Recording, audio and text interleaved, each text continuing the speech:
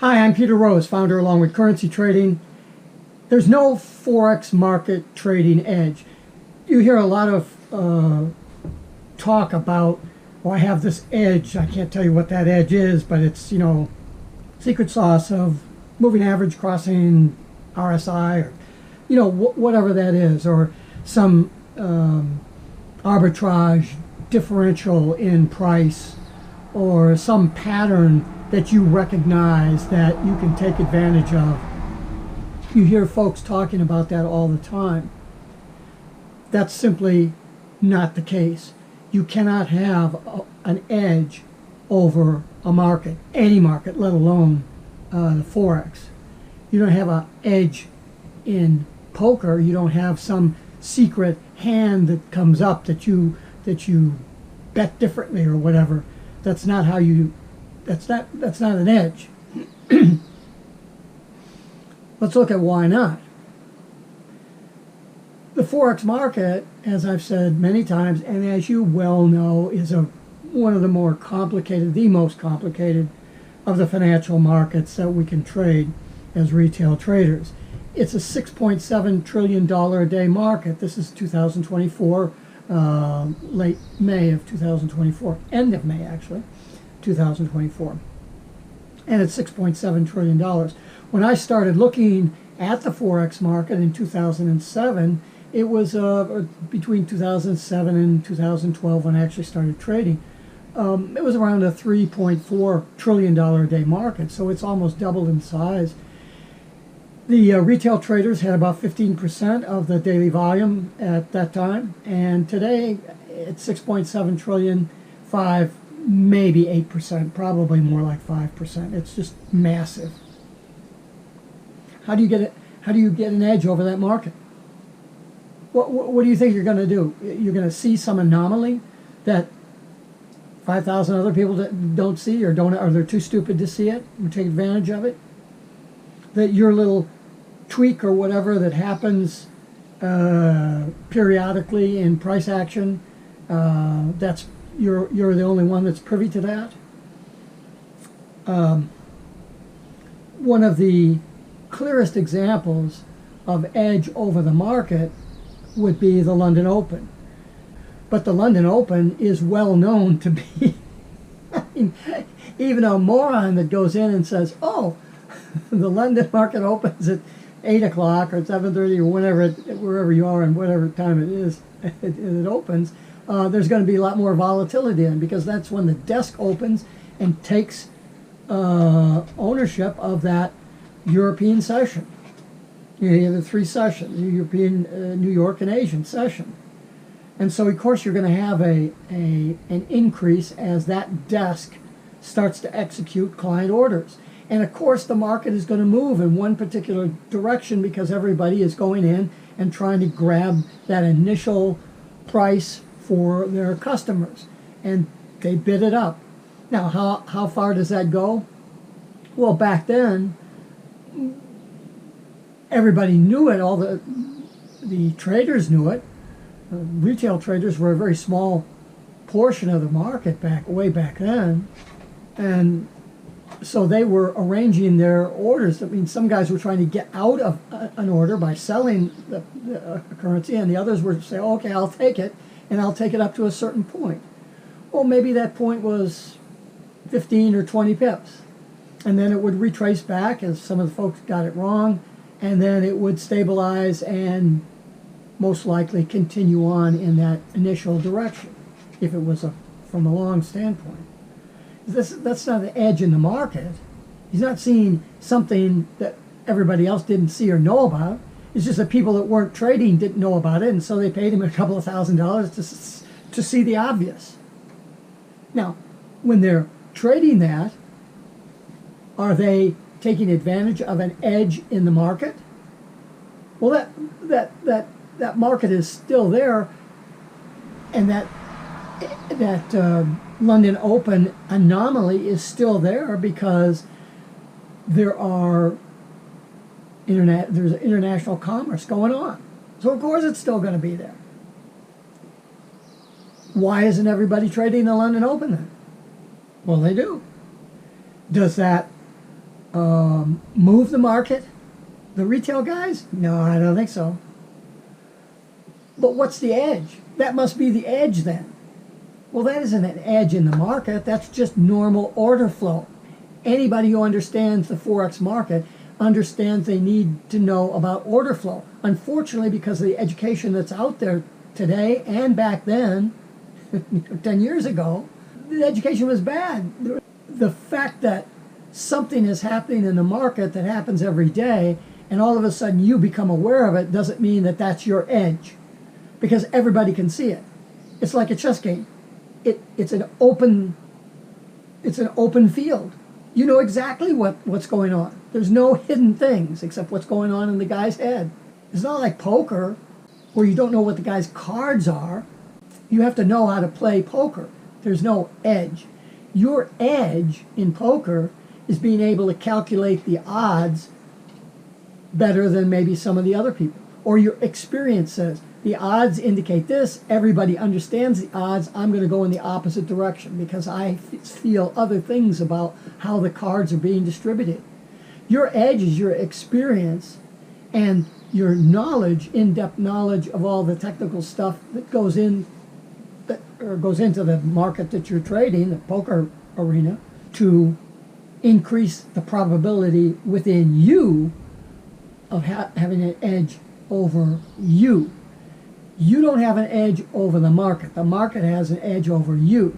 The edge that you can develop over that Forex market is the edge in you. It's your confidence. It's your ability to evaluate price action at a given time and make a bid-ask decision or a get-out decision.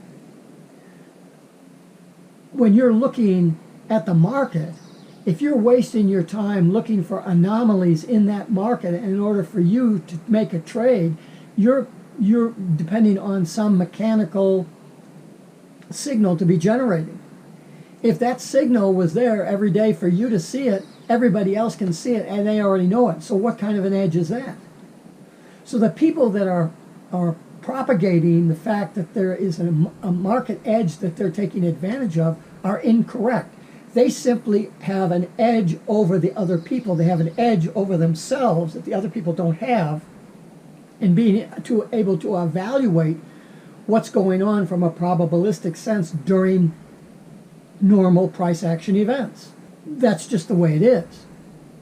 So if you're paying somebody to learn their secret recipe, you're wasting your money and your time because there's no secret recipe.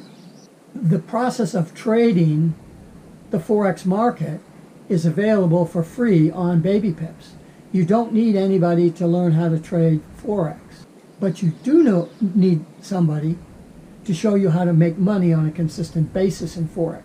So your decision really is, are you going to learn stuff and hope that some lightning will strike and you'll go, price is going to do this because of this, this, and this? Or are you looking for that edge over the market? Or are you going to learn how to trade? If you learn how to trade, that's your edge. If everybody is learning how to trade price action in the manner in which I define trading, then there's still going to be people that are better at that trading than others. Warren Buffett, what's his edge? 10K reports. Everybody's got access to 10K reports. Have you ever tried to read a 10K report? It's gobbledygook. Unless you understand not only how to read a 10K report, but also how to interpret a 10K report in different industries. 10K report is going to express their accounting principles in different ways for the automotive group than for the farming group. So what's Warren Buffett's edge? He doesn't have an edge over the market. He has an edge in his ability to focus and read 10K reports until somebody else would die of boredom. And then he looks at the market and he sees the obvious. This particular stock isn't behaving the way that the other stocks are behaving in that industry group. Why? Is that really an edge? No, That's understanding how to trade, or in his case, invest. Instead of looking for the secret sauce stuff that so many people are talking about, why don't you find somebody that you can trust and have you step back from all this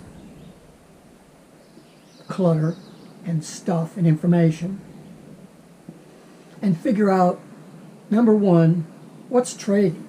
How do you trade? That's the first problem you need to solve. Let's leave the Forex market out of it. How do you trade? What's trading? Once you learn how to trade, you can trade Forex and silver and commodities, old tires, real estate. It doesn't make any difference. Trading's trading.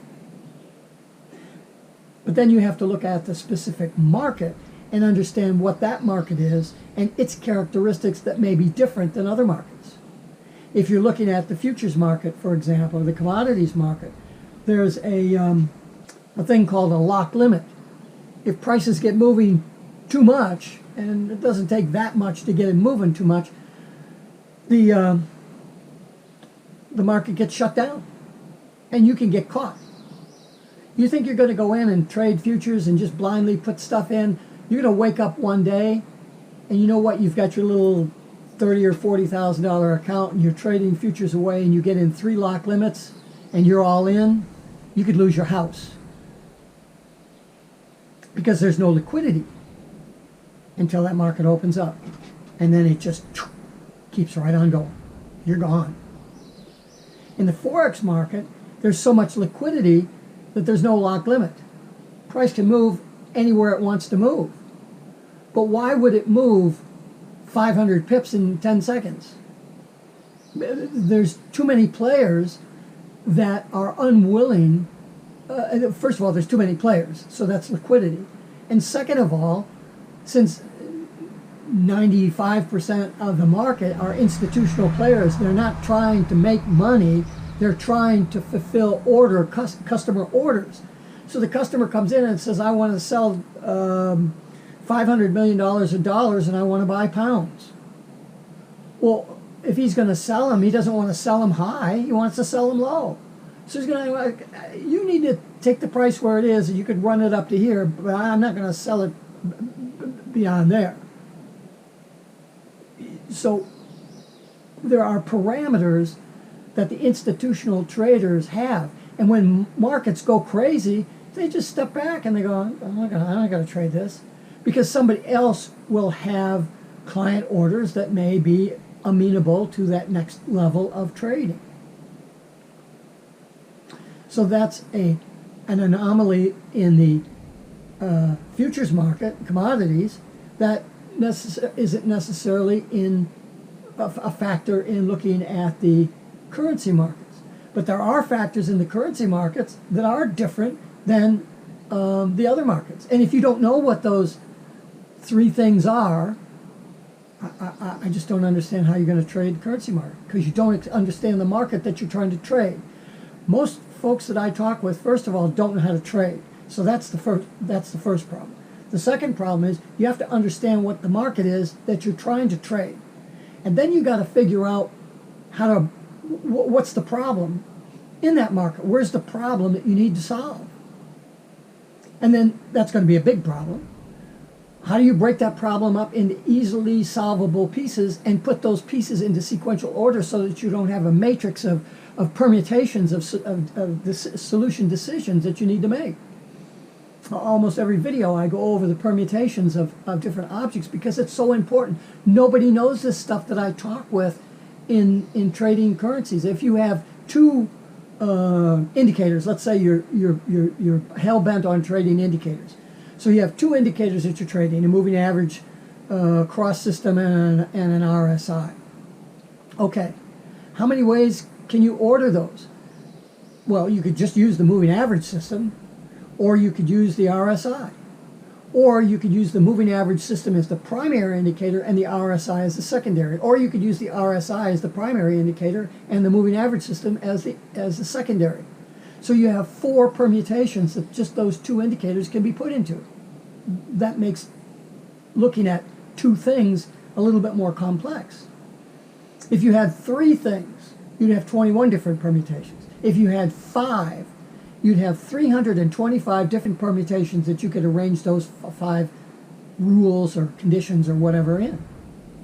So what are you going to do? Have 10 rules for your trading? 5 rules for your trading? 3 rules for your... I mean, come on. I have 3 rules to trade the whole system. But they're not independent. They're sequential. They're in chronological order. So I don't have 21 decisions that I can choose from when I have my 3 rules. I have 1. I'm in the entry analysis stage. I have 1 rule. I go to position management. I have 1 rule. I can't have position management until I get done with entry analysis, right? So the sequential order of the rules themselves reduce the complexity, and the conditions within each rule are also sequential, so I don't have any complexity at all. I just got 3 things that I have to know. I got to know entry analysis, I've got to know position management, and I've got to know exit methodology.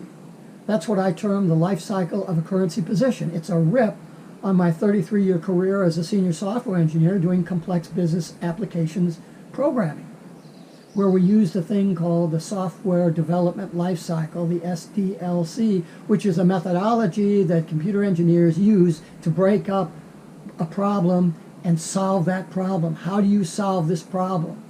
When I was doing requirements analysis, the first thing you have to do is you have to talk to the customer. You go back and you write an overview of problem for the customer to read. Then you got to go back to the customer. Is this my understanding? Is this what your problem is? Okay, then you take that document. There's a few other steps, but then you might go and you might wireframe up a series of screens that would take the customer through what you're interpreting as the client's need for the solution to that. You got to go back to the customer and you got to run the wireframe through them. That's the software development life cycle. So the life cycle of a currency position is entry analysis, because that's the first thing you got to do. Is there a trade? And if there is a trade, when are you going to put it on? Once you have that position on and conditions change to in a certain way, you're into position management. You have a live position and it's moving. Now what do you do with it? How do you manage that position? Are you building position? Are you staging in? Are you going to do a runner? Are you swing trader? Are you day trader? What are you going to do? That's all position management. And then once you have this active position, at some point you're going to want to exit it.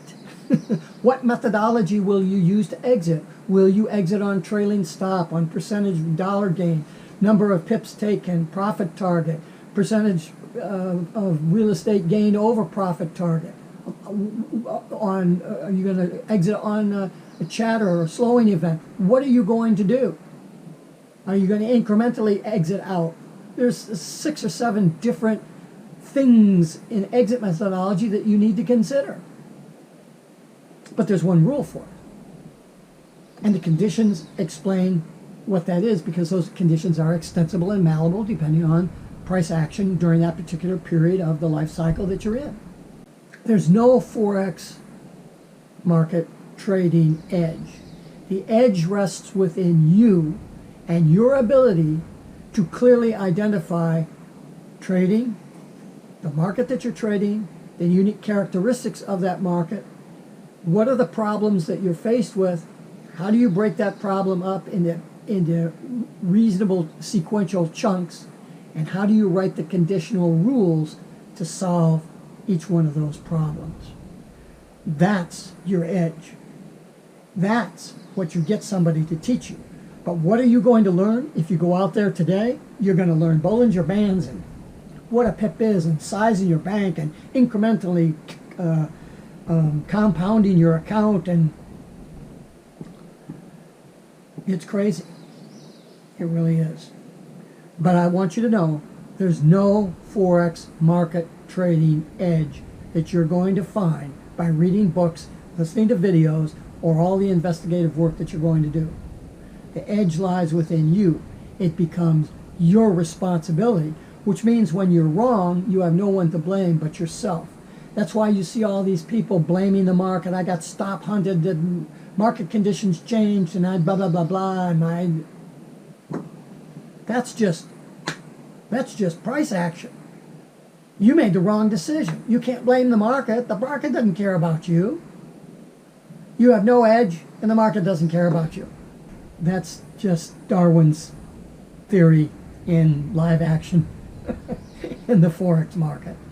Peter Rose, Longwood Currency Trading. Have a great day, and have a great trading day.